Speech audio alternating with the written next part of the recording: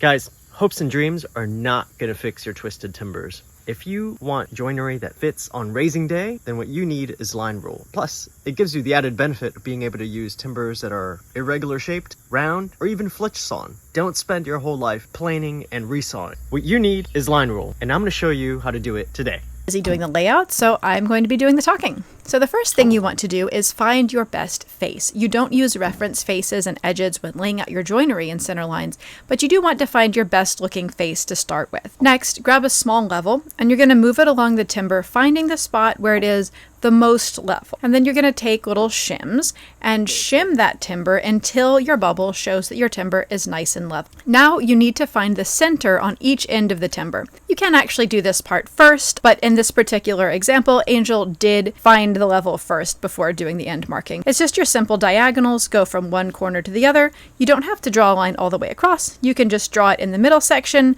rotate your straight edge, opposite corners, find the center, mark the center on both ends of the timber. Guys, this is just a short video on this topic. If you want to learn more, come to our 3-day timber framing class where we teach line rule, or you could check out Mr. Chickadee's online class or in-person class if you're lucky enough to get on the list. Now it's time to make plumb and level lines that intersect with the center point on each timber end.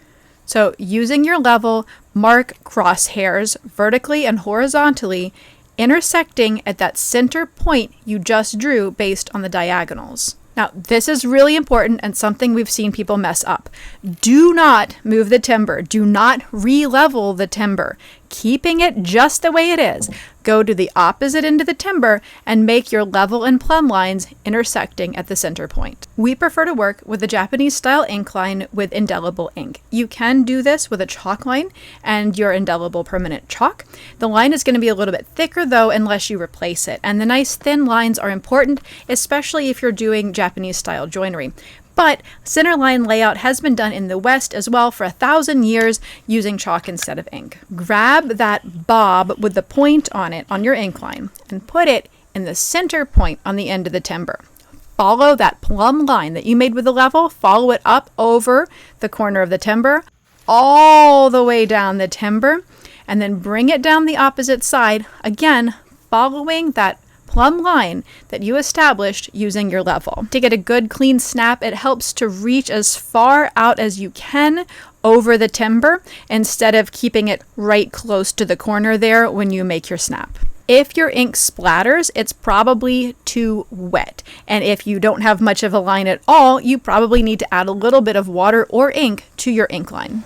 And that's the basic process of establishing the center lines. What you're going to do now is rotate your timber to the next face. You don't need to worry about re-leveling it because you're using those reference lines you already made. Some people find it easier to keep that pointed bob piece in place. You can also take it out if you want to. You will follow this same procedure on the remaining 3 faces of the timber. Once all 4 lines are laid out, they should either be perfectly parallel to one another or orthogonal, depending on which pair of lines you're looking at. And so they create these 2 imaginary planes that are intersecting perpendicular to one another in the center of the timber.